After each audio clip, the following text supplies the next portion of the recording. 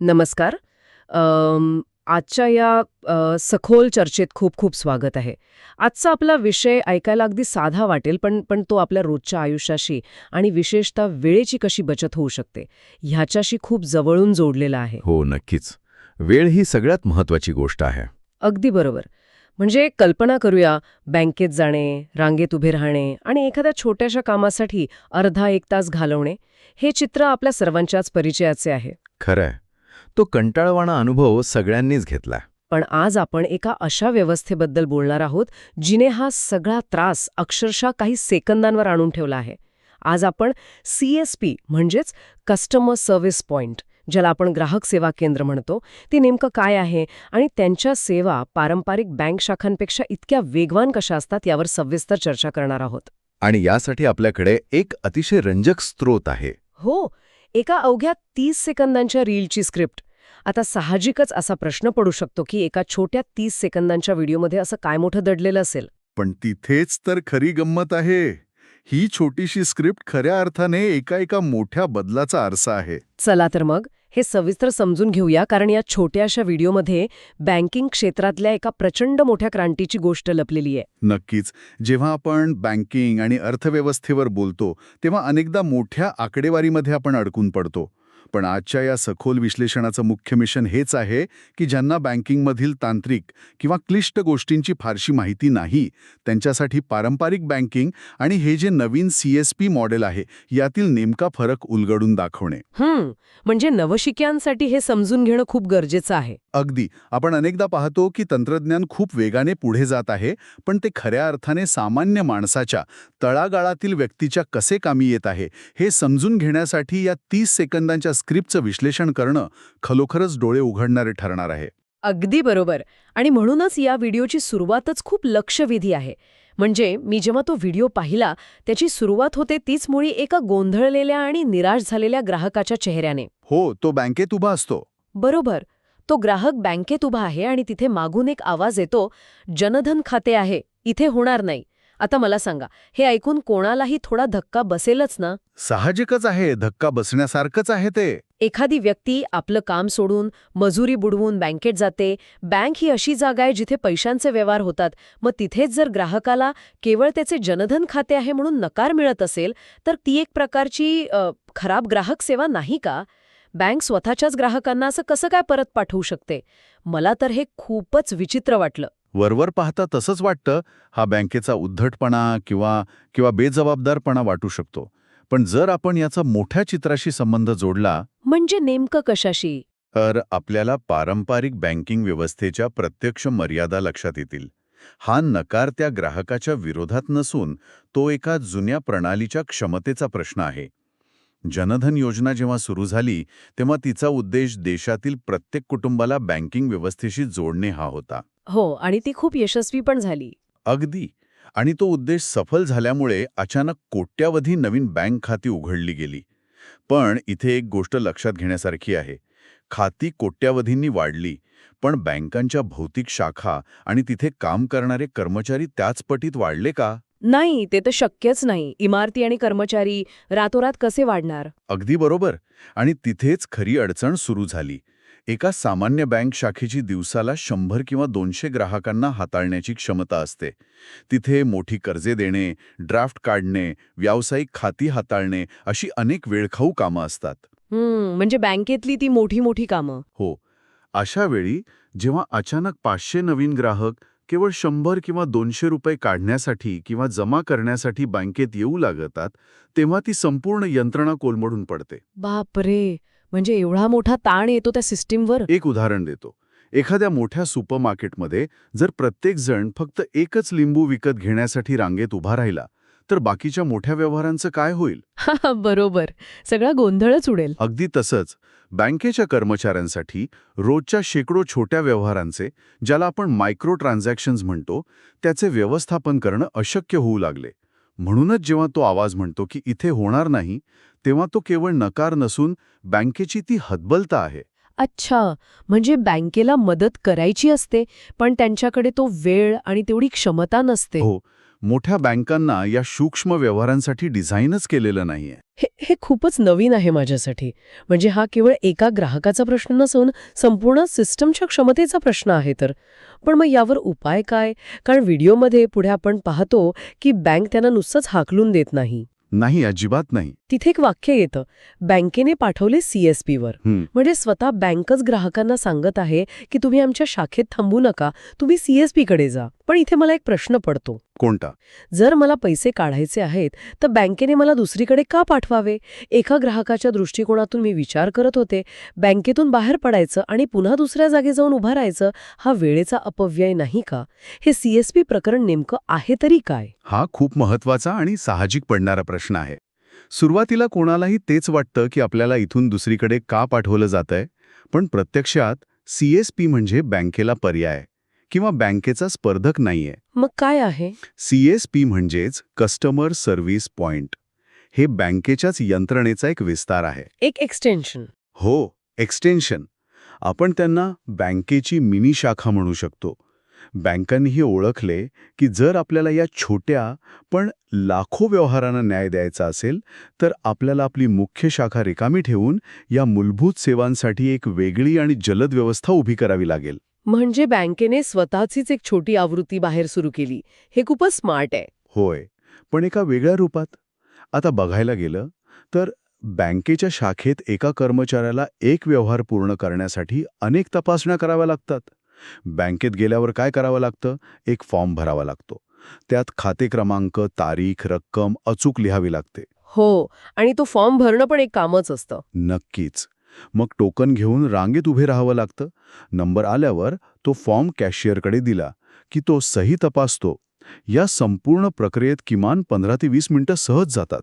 कमीत कमी कधी-कधी तर जास्तच वेळ लागतो. आता विचार करूया, ज्या व्यक्तीला केवळ 500 रुपये काढायचे आहेत आणि ज्याला कदाचित लिहिता वाचताही येत नसेल, त्याच्यासाठी ही प्रक्रिया किती किचकट आणि वेळखाऊ आहे.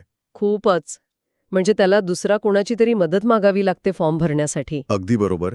याच प्रक्रियेतील अडथळे दूर करण्यासाठी CSP मॉडेल उभे राहिले. त्यामुळे बँक जेव्हा CSP वर जा असे सांगते, तेव्हा ती ग्राहकाला दूर लोटत नसते, तर त्याला एका अशा व्यवस्थेकडे पाठवत असते, जी खास त्याच्यासारख्याच ग्राहकांसाठी डिझाईन केली गेली आहे. इथेच खरी रंजक गोष्ट समोर येते. आणि या व्हिडिओच्या पुढच्या भागात आपल्याला ह्या डिझाईनची कमाल पाहायला मिळते. हो, तो जो पुढचा सीन आहे. हो. व्हिडिओमध्ये अचानक चित्र बदलतं आणि तिथे आपल्याला दिसतं फिंगरप्रिंट प्लस रोख रक्कम. आणि त्या पुढचं जे वाक्य आहे ते तर अधिक लक्षवेधी आणि खऱ्या अर्थाने धक्कादायक आहे. लाडकी बहिणी योजनेचं वाक्य ना? हो, तिथे म्हटले लाडकी बहीण योजनेचे 1500 रुपये त्वरित काढून दिले. म्हणजे मगाशी आपण ज्या लांबचक प्रक्रियेबद्दल बोलत होतो, फॉर्म भरणे, ओळखपत्र दाखवणे, स्वाक्षरी जुळती की नाही ते पाहणे, या सगळ्या कटकटी गायब. त्याची जागा केवळ एका फिंगरप्रिंटने घेतली आहे. हा खरोखरच एक क्षण आहे. तो एक खूप मोठा बदल आहे बँकिंगमधला. पण एका फिंगरप्रिंटवर एवढ्या लवकर पैसे कसे काय मिळू शकतात? बँकेत जी स्वाक्षरी तपासायला वेळ लागतो तो इथे कसा काय वाचतो? मला यामागचं तंत्रज्ञान थोडे समजून घ्यायला आवडेल. यामागे तंत्रज्ञानाची एक अतिशय सुंदर आणि सोपी संकल्पना आहे. या तिसऱ्या दृश्यामध्येच CSPच्या कार्यक्षमतेचे खरे रहस्य दडलेले आहे आणि ते म्हणजे बायोमेट्रिक तंत्रज्ञान. बायोमेट्रिक म्हणजे ते आधार कार्डशी जोडलेलं असतं ते. अगदी तेच. आपण याला अगदी सोप्या भाषेत समजून घेऊया. पारंपरिक बँकिंगमध्ये तुम्ही कोण आहात हे सिद्ध करण्यासाठी 2 गोष्टींची गरज असते. कोणत्या 2 गोष्टी? एक म्हणजे ओळखपत्र किंवा पासबुक जे आपण सोबत बाळगतो आणि दुसरे म्हणजे स्वाक्षरी जी आपल्या मेंदूत असते आणि आपण कागदावर उतरवतो. हो, सही करणं मस्ट असतं बँकेत. पण अडचण कुठे येते? अनेकदा अशिक्षित किंवा कमी शिकलेल्या ग्राहकांच्या किंवा वयोवृद्ध लोकांच्या स्वाक्षऱ्या जुळत नाहीत. हो, मी पाहिलंय बँकेत हे. अनेक वयोवृद्ध लोक सही जुळत नाही म्हणून हताश होऊन बसलेले असतात. त्यांचा हात थरथरत असतो. बरोबर. कधी हात थरथरतो तर कधी जुनी सही आठवत नाही. यामुळे बँकेचा अधिकारी व्यवहार नाकारतो. कारण त्यांना नियमांचं पालन करावं लागतं. तिथे मानवी निर्णय असतो. मग CSP मध्ये हे कसं टाळलं जातं? CSP मध्ये आधार कार्ड संलग्नित बायोमेट्रिक सिस्टम वापरली जाते. इथे ग्राहकाचा अंगठा किंवा बोट हेच त्याचे ATM कार्ड असते आणि तोच त्याचा पासवर्ड असतो. क्या बात है. म्हणजे काहीही लक्षात ठेवायची गरज नाही. अजिबात नाही. कोणतेही पासबुक खिशात बाळगायची गरज नाही. जेव्हा ग्राहक त्या छोट्या मशीनवर बोट ठेवतो तेव्हा सिस्टीम थेट केंद्रीय सर्व्हरशी जोडली जाते आणि क्षणात ओळख पटवली जाते. म्हणजे सेंट्रल सर्व्हर लगेच सांगतो की हा माणूस खरा आहे? हो, हाच तो व्यक्ती आहे आणि याच्या खात्यात एवढे पैसे आहेत हे मशीन काही सेकंदात सांगते. मध्यस्थी करणारी कोणतीही मानवी प्रक्रिया तिथे उरत नाही. सही जुळवण्याचा माणसाचा वेळ शून्य होतो. वाह, हे किती भारी आहे. म्हणूनच लाडकी बहीण योजनेसारख्या महत्त्वाच्या सरकारी योजनेचे 1500 रुपये, जे एका गरीब कुटुंबासाठी खूप मोलाचे असतात, ते कसलाही वेळ न दवडता त्वरित हातात मिळतात. हे ऐकताना खरंच खूप चांगलं वाटतंय. म्हणजे तंत्रज्ञान फक्त शहरातल्या सुशिक्षित लोकांसाठी स्मार्ट नाहीये, तर ते तळागाळातील लोकांसाठी सुलभ बनवण्यात आले आहे. बँकेच्या रांगेत तासनतास उभे राहण्यापेक्षा एका छोट्याशा दुकानात जायचं, मशीनवर बोट ठेवायचं आणि एका मिनिटात हातात रोख रक्कम मिळायची. आणि तेही कुठलेही फॉर्म किंवा सहीच्या कटकटीशिवाय. हो ना. या 30 सेकंदांच्या व्हिडिओमध्ये तो जो शब्द आहे ना, त्वरित, त्यावर दिलेला भर किती अर्थपूर्ण आहे हे आता माझ्या लक्षात आलं. हाच तो वेग आहे जो CSPला एका मोठ्या बँकेच्या शाखेपेक्षा वेगळे आणि अधिक कार्यक्षम ठरवतो. नक्कीच. आता आपण या व्हिडिओच्या शेवटच्या टप्प्याकडे येऊया. इथे आपल्याला तोच ग्राहक दिसतो जो सुरुवातीला निराश होता, पण आता तो एकदम आनंदी आहे. आणि एक अतिशय गोड वाक्य तिथे ऐकायला मिळते, बँकेपेक्षाही वेगवान सेवा, धन्यवाद CSP भैया. हो, तिथे एक मोठा भावनिक बदल दिसतो. तर या सगळ्याचा अर्थ काय होतो? आपण एका तंत्रज्ञानाच्या प्रक्रियेतून एका भावनिक प्रतिसादाकडे कसे पोचलो? इथे एक अतिशय आकर्षक बाब अशी आहे की या संपूर्ण प्रवासात त्या ग्राहकाच्या मानसिकतेत झालेला बदल. सुरुवातीला जो ग्राहक इथे होणार नाही ऐकून नाकारलेला आणि गोंधळलेला होता, तोच ग्राहक आता हस्तमुख आहे आणि कृतज्ञता व्यक्त करत आहे. हो, त्याच्या चेहऱ्यावरचं समाधान स्पष्ट दिसतंय. आपण इथे केवळ एका आर्थिक व्यवहाराबद्दल बोलत नाही आहोत, तर आपण एका माणसाच्या अनुभवाबद्दल आणि त्याच्या सन्मानाबद्दल बोलत आहोत. बँकेपेक्षाही वेगवान सेवा हे वाक्य एका सामान्य ग्राहकाच्या तोंडून येणं हे CSP मॉडेलचे सर्वात मोठं यश आहे. पण मला यातील दुसऱ्या शब्दावर जास्त भर द्यायला आवडेल. कोणता शब्द? तो शब्द आहे CSP भैया. भैया. हो, बँकेत आपण कोणाला भैया नाही म्हणत. तिथे आपण साहेब किंवा सर म्हणतो. अगदी बरोबर. आणि हाच तो सगळ्यात मोठा फरक आहे. पारंपरिक बँकेची रचनाच अशी असते की ती सामान्य माणसाच्या मनात एक प्रकारचा आदरयुक्त धाक निर्माण करते. धाक म्हणजे भीती. एक प्रकारचं दडपण. मोठ्या काचेच्या केबिन्स, सुरक्षा रक्षक, इंग्रजीत बोलणारे अधिकारी, या वातावरणात जाणं हे अनेक खेडूत किंवा सामान्य लोकांसाठी दडपणाचं असू शकतं. त्यांना तिथे साधे प्रश्न विचारायलाही भीती वाटते. हे मला पटतंय. आपणही कधीकधी बँकेतल्या साहेबांना विचारायला कचरतो. मग विचार करूया की एका अशिक्षित माणसाला तिथे कसं वाटत असेल. याउलट CSP चालवणारा व्यक्ती हा त्यांच्याच गावातला, गल्लीतला किंवा ओळखीचा तरुण असतो. म्हणूनच तो त्यांच्यासाठी अधिकारी नसून भैया किंवा दादा असतो. म्हणजे एक प्रकारची जवळीक असते तिथे. हो, इथे आपल्याला विश्वासाचे विकेंद्रीकरण, ज्याला आपण डिसेंट्रलायझेशन ऑफ ट्रस्ट म्हणतो, ते पाहायला मिळते. विश्वासाचे विकेंद्रीकरण हे थोडं भारी वाटते ऐकायला. थोडं सोपं करून सांगता येईल का? नक्कीच. पूर्वी लोकांचा विश्वास फक्त सिमेंट कॉन्क्रीटच्या मोठ्या इमारतीवर आणि तिथे असलेल्या तिजोरीवर असायचा. हो, बँक म्हणजे एक भक्कम इमारत. लोकांना वाटायचं की आपले पैसे फक्त त्या मोठ्या इमारतीतच सुरक्षित आहेत. पण आता तंत्रज्ञानामुळे हा विश्वास एका स्थानिक माणसावर, त्या भैयावर स्थलांतरित झाला आहे. ग्राहकाला माहीत आहे की हा माणूस आपल्या ओळखीचा आहे, तो आपली फसवणूक करणार नाही आणि मुख्य म्हणजे तो आपल्या भाषेत आपल्याशी बोलेल. हा, भाषेचा मुद्दा खूप महत्वाचा आहे. बँकेची क्लिष्ट भाषा सामान्य माणसाला समजत नाही. अगदी. आणि जर मशीन चालत नसेल किंवा सर्व्हर डाऊन असेल, तरी बँकेतल्या अधिकाऱ्यासारखा तो उद्या या असं कोरडेपणानं सांगणार नाही. मग तो काय म्हणेल? तो म्हणेल, काका तुम्ही बसा, मी 10 मिनिटांनी परत करून बघतो. ही जी आपुलकी आहे ती कोणत्याही तंत्रज्ञानापेक्षा मोठी आहे. क्या बात आहे. म्हणजे मानवी स्पर्श आणि तंत्रज्ञान या दोन्ही गोष्टी एकत्र आल्या की काय जादू होऊ शकते हे यातून स्पष्ट दिसते. मला वाटतं केवळ एक बायोमेट्रिक मशीन आणून ठेवली म्हणून ती सेवा चांगली होत नाही. तर ती मशीन चालवणारा माणूस आपल्यातलाच एक आहे ही भावना ग्राहकांना अधिक सुरक्षित आणि सन्मानित वाटते. बरोबर. तंत्रज्ञान फक्त एक साधन आहे. हो, बँकेच्या रांगेतील एक नंबर होण्यापेक्षा CSP केंद्रावर एक माणूस म्हणून मिळणारी वागणूक जास्त महत्वाची ठरते. अगदी तंतोतंत. म्हणूनच आपण पाहतो की तंत्रज्ञानानं गती दिली, पण स्थानिक ओळखीनं त्या प्रक्रियेला एक मानवी चेहरा दिला. बँकेनं नाकारलेला ग्राहक जेव्हा CSP केंद्रात जाऊन हसत बाहेर पडतो, तेव्हा तो केवळ हातात पैसे घेऊन बाहेर पडत नाही. तर तो एक समाधान घेऊन बाहेर पडतो. होय, समाधान आणि स्वतःच्या पैशांवरील अधिकार घेऊन बाहेर पडतो. त्याला बँकेच्या वेळेनुसार नाही तर स्वतःच्या सोयीनुसार पैसे काढण्याचं स्वातंत्र्य मिळतंय. म्हणजे बँकेच्या वेळा पाळण्याची पण सक्ती नाही. नाही. अनेक CSP केंद्रे ही किराणा दुकानात, मेडिकलमध्ये किंवा अगदी मोबाईलच्या दुकानात असतात. त्यामुळे तिथे जाण्यासाठी ग्राहकाला वेगळा वेळ काढावा लागत नाही.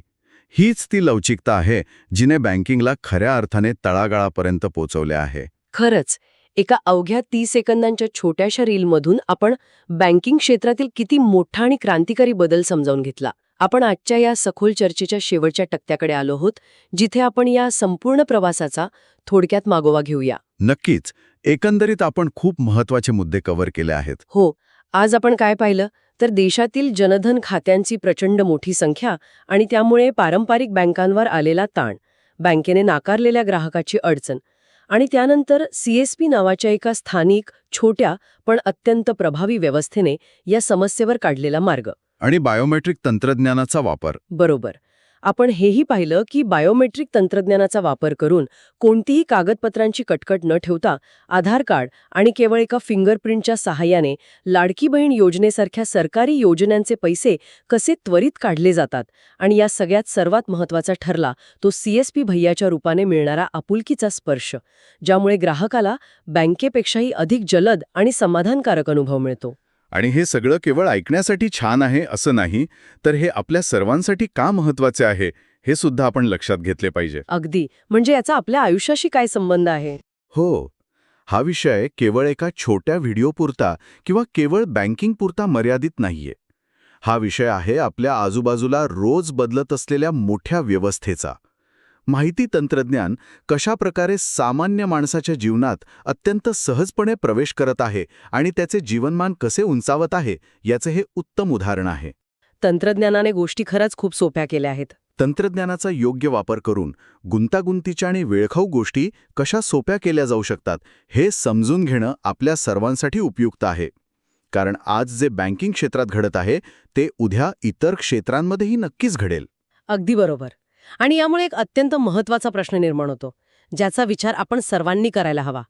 जर केवळ एका फिंगरप्रिंटच्या मदतीने आणि एका स्थानिक ओळखीच्या CSP भैयाच्या माध्यमातून बँकिंगसारखी अत्यंत मोठी, सुरक्षितेची आणि क्लिष्ट प्रक्रिया इतकी सोपी, वेगवान आणि मानवी चेहऱ्याची होऊ शकते, तर भविष्यात आणखी काय काय होऊ शकतं?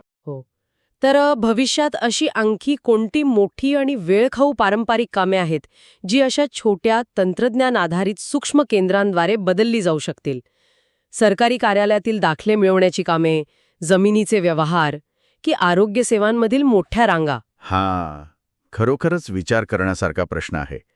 तंत्रज्ञान आणि मानवी आपुलकी जेव्हा एकत्र येतात तेव्हा काय चमत्कार होऊ शकतो याची ही फक्त एक सुरुवात तर नसेल? या विचार करायला लावणाऱ्या प्रश्नासोबतच आपण आजची ही सखोल चर्चा येथेच थांबूया. यावर नक्की विचार करूया. पुन्हा भेटूया अशाच एका नवीन आणि रंजक विषयासोबत पुढच्या भागात. तोपर्यंत नवीन काहीतरी शिकत रहा. नमस्कार.